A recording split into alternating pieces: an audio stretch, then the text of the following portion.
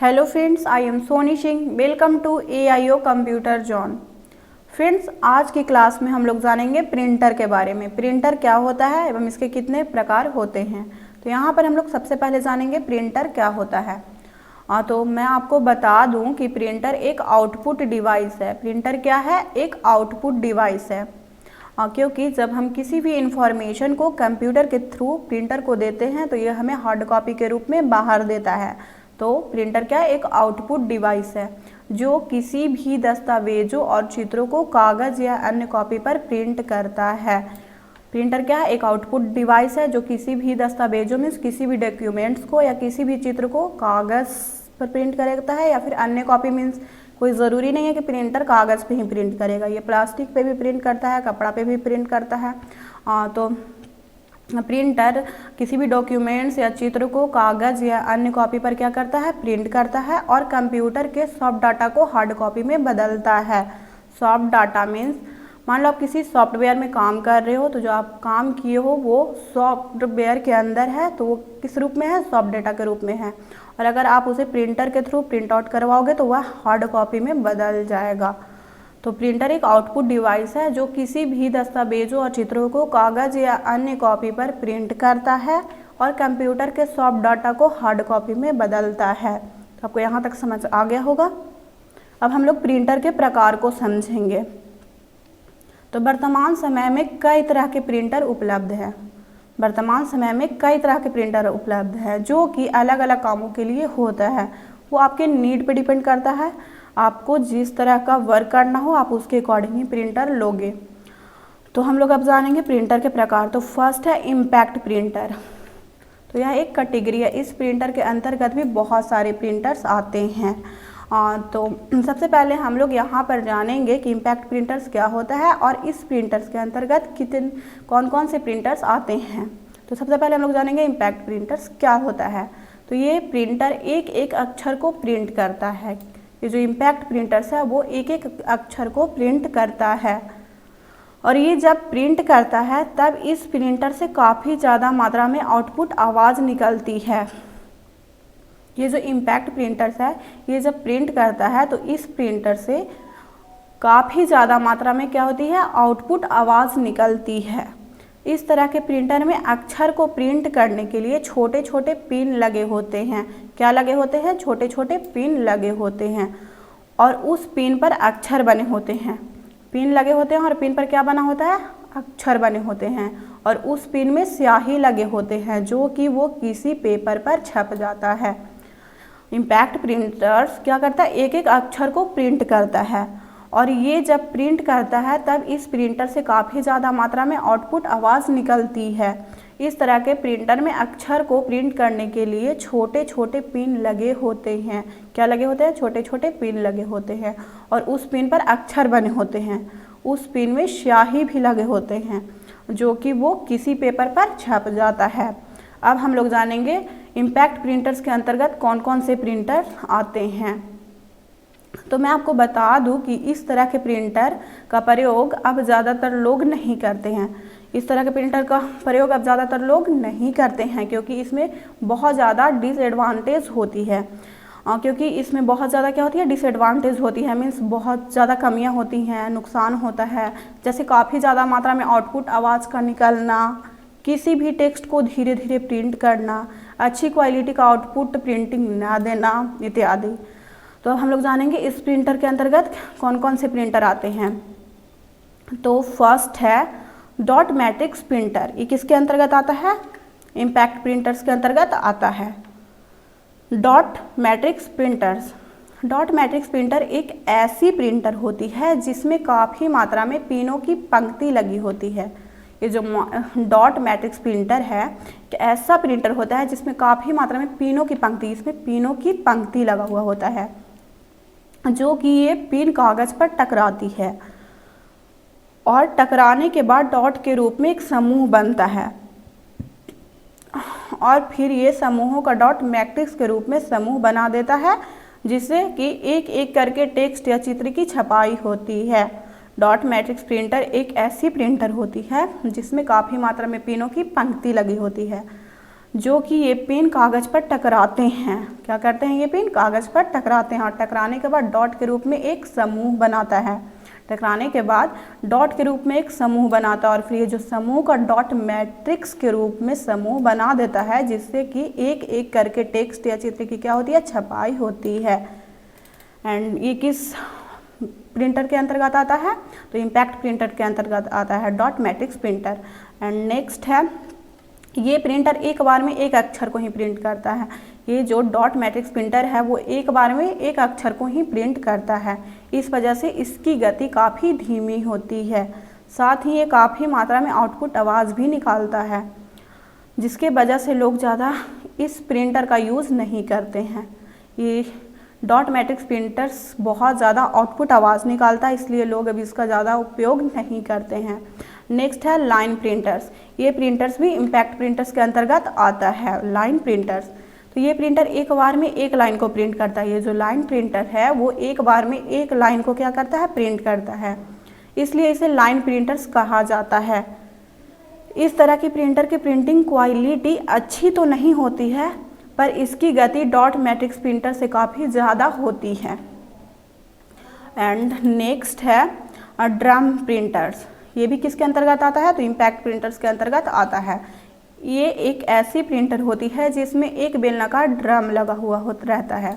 और drum printers में क्या लगा हुआ रहता है? एक बेलनाकार ड्रम लगा हुआ रहता है और ये ड्रम घूमते रहता है और इस ड्रम के ऊपर अक्षर छपा हुआ रहता है और जैसे ही ये कागज़ के संपर्क में आता है तो ये उस अक्षर को छाप देता है। ड्रम प्रिंटर्स में एक बेलनाकार क्या लगा हुआ रहता है? ड्रम लगा हुआ रहता है और ये ड्रम घूमते रहता है।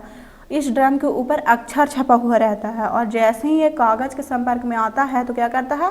तो ये उस अक्षर को छाप देता है। एंड नेक्स्ट है नॉन इम्पैक्ट प्रिंटर्स। तो ये भी क्या है? एक कैटेगरी है। इस प्रिंटर के अंतर्गत भी बहुत सारे प्रिंटर आते हैं। हम लोग बारी बारी से सभी को जानेंगे। तो सबसे पहले हम लोग यहाँ पर जानेंगे कि नॉन इम्पैक्ट प्रिंटर होता क्या है। तो इस तरह के प्रिंटर में किसी भी अक्षर या चित्र को प्रिंट करने के लिए स्याही का इस्तेमाल किया जाता है।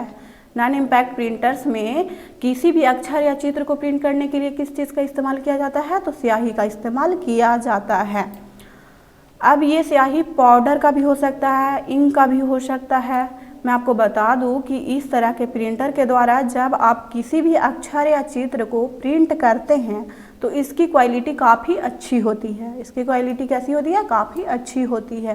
साथ ही जब ये प्रिंटर चलता है तो आउटपुट आवाज़ काफ़ी कम यानी ना के बराबर करता है, मगर ये इम्पैक्ट प्रिंटर से काफ़ी महंगा होता है। ये जो नॉन इम्पैक्ट प्रिंटर्स है इससे आउटपुट आवाज़ भी ना के बराबर यानी बहुत कम निकलता है और ये काफ़ी तेज़ गति से प्रिंट भी करता है। तो इस तरह के प्रिंटर में किसी भी अक्षर या चित्र को प्रिंट करने के लिए स्याही का इस्तेमाल किया जाता है। किस चीज़ का इस्तेमाल किया जाता है? स्याही का इस्तेमाल किया जाता है। अब ये स्याही पाउडर का भी हो सकता है, इंक का भी हो सकता है।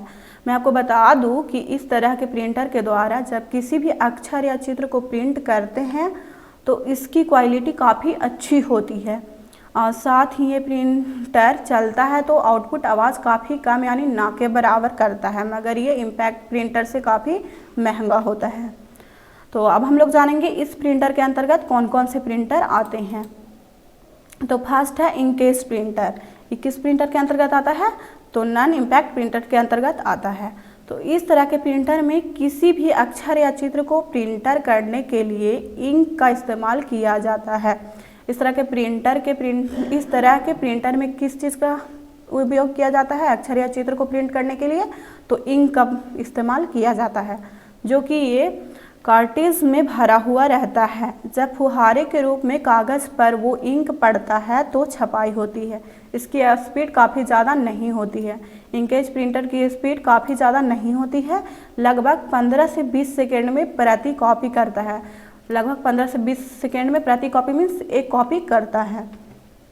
नेक्स्ट है लेज़र प्रिंटर। ये भी किसके अंतर्गत आता है? तो नॉन इम्पैक्ट प्रिंटर के अंतर्गत आता है। तो हम लोग जानेंगे लेज़र प्रिंटर क्या होता है।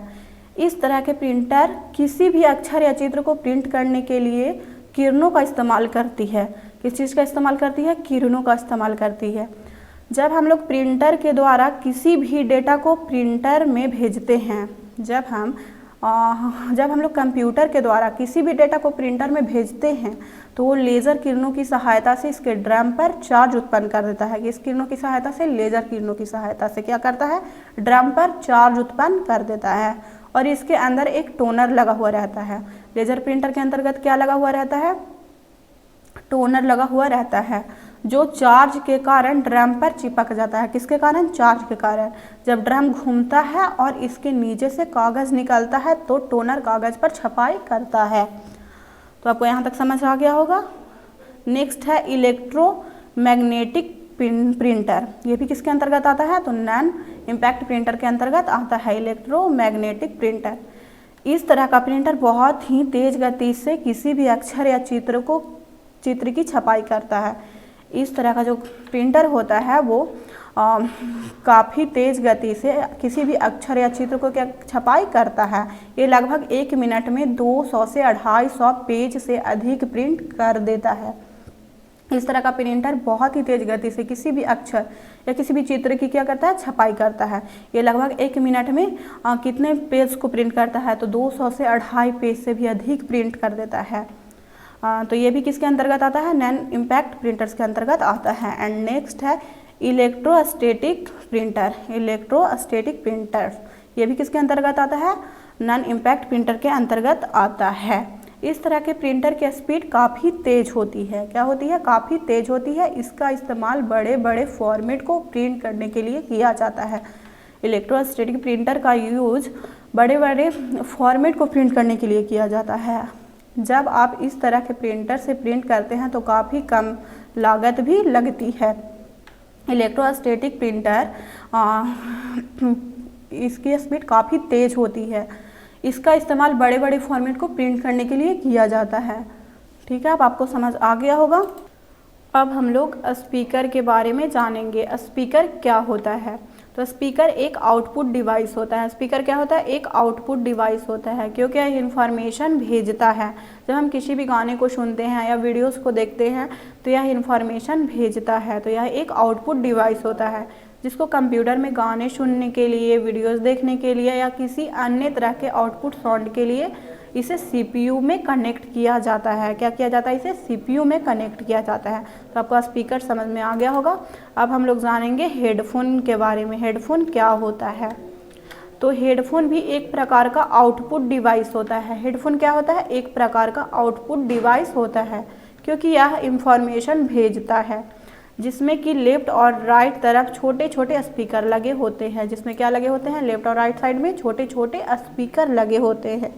जब हम लोग इसे अपने सीपीयू से कनेक्ट करते हैं, इसे मीन्स हेडफोन को, जब हम लोग हेडफोन को सीपीयू से कनेक्ट करते हैं तो कंप्यूटर का जो आउटपुट साउंड होता है वो इस हेडफोन से आने लगता है, जिसे हम आसानी से इसे कानों में लगाकर सुन सकते हैं।